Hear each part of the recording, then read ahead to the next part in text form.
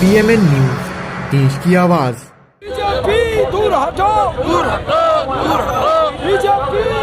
যে রাহুল গান্ধী এবং সোনিয়া গান্ধীর বিরুদ্ধে কেন্দ্র সরকার ইডি এবং সিবিআইকে কাজে লাগিয়ে যেভাবে তার বিরুদ্ধে সোচ্চার হয়েছিল, সেইখান থেকে সোনিয়া গান্ধী ও রাহুল গান্ধী নির্দ্বিধায় বেরিয়ে এসছে। তার জন্যই কি শুধুমাত্র পদযাত্রা?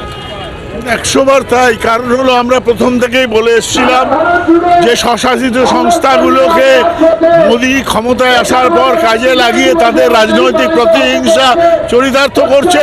ন্যাশনাল হেরাল্ড কেসও এই ধরনেরই একটা ঘটনা, যেখানে বিজেপি ভীষণভাবে কংগ্রেস বিরোধী হয়ে হয়ে ইডি সিবিআইকে কাজে লাগাচ্ছে।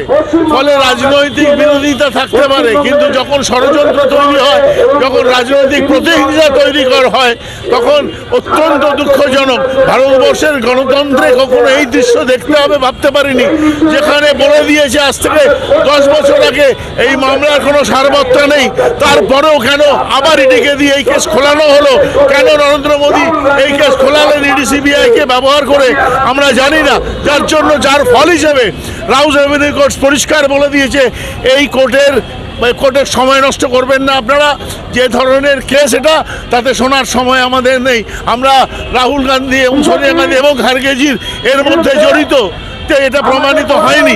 ন্যাশনাল হেরাল্ড কেসে এরা কেউই জড়িত না, এটা মিথ্যে মামলা করা হয়েছে। রাহুল গান্ধী সোনিয়া গান্ধীর ছবি যে পুরো দেশে খারাপ করলো, তার আমরা দাবি করছি কি ইডিকে সামনে এ মাফি মাংতে হবে, ক্ষমা চাইতে হবে। পুরো রাহুল গান্ধীর ছবি খারাপ করার চেষ্টা করেছে এই দেশের প্রধানমন্ত্রী নরেন্দ্র মোদী, অমিত শাহ। আমরা দাবি করছি কি নরেন্দ্র মোদী আর ওর সহযোগী ইডি ওরা এসে দেশের সামনে মাফি মাগুন। আজকে কোর্ট বলে দিল যে এই কেসে এনার রাহুল গান্ধী সোনিয়া গান্ধী কোনো যুক্ত নেই। আজকের আপনাদের যে পদযাত্রায় সামিল হয়েছে কি শুধুমাত্র মাদার কংগ্রেস, না যুব মহিলা সমস্ত মিলে? আমাদের পুরো কংগ্রেসের কর্মী, যুব মহিলা ছাত্র মাদার কংগ্রেস সব কিছু মিলে এখানে আমরা সবাই চলে এসেছি। কেন্দ্র সরকারের বিরুদ্ধে আন্দোলন আজকে রাজপথ থেকে শুরু হলো, সমস্ত রাজ্যভিত্তিক চলবে? পুরো রাজ্যে এই আন্দোলনটা চলবে। যেহেতু সামনে ইলেকশন আসছে, আমাদের leadership, top leadership Rahul Gandhi, K C Venugopal বলেছেন যে আপনারা রাস্তায় নামুন, আমরা সবাই দিল্লি থেকে এখানে। এফআইআর করা হয়নি, ইডি কিসের ভিত্তিতে যে মেরিটে কোর্ট এই কেসটা ডিসমিস করেছে? ইডি একটা কমপ্লেনের ভিত্তিতে পুরো ইনভেস্টিগেশন চালিয়ে গেছে। সুব্রমণিয়াম স্বামীর একটি কমপ্লেন, সেই কমপ্লেনের ভিত্তিতে পুরো ইনভেস্টিগেশন হয়েছে। কোনো মানি ট্রেল নয়, একটা এনজিও যেটা নন প্রফিটেবল, এবং কোনো মানি ট্রেল যেখানে নেই, যেখানে কোনো প্রপার্টির এক্সচেঞ্জ হয়নি, যেখানে ডিরেক্টররা কোনো ডিভিডেন্ড নেয়নি, না নিতে পারবে, তো যেখানে কোনো মানি আসেনি সেখানে মানি লন্ডারিং কেন হবে? সেখানে মানি লন্ডারিং কিসের জন্য হবে? চলছে তার বার্তাতে আজকের এই পদযাত্রা। সবাই জেনে গেছে, সুপ্রিম কোর্ট পর্যন্ত রায় দিয়ে দিয়েছে। ভোট চোর গদি চোর আপনি দেখতেই পাচ্ছেন। এইবার তো হেরাল নিয়েও হয়ে গেল। তার মানে কংগ্রেস যে সত্যের পথে চলছে তারই বার্তা আজকে। আমার নাম সুতপা মিত্র, স্টেটের সেক্রেটারি।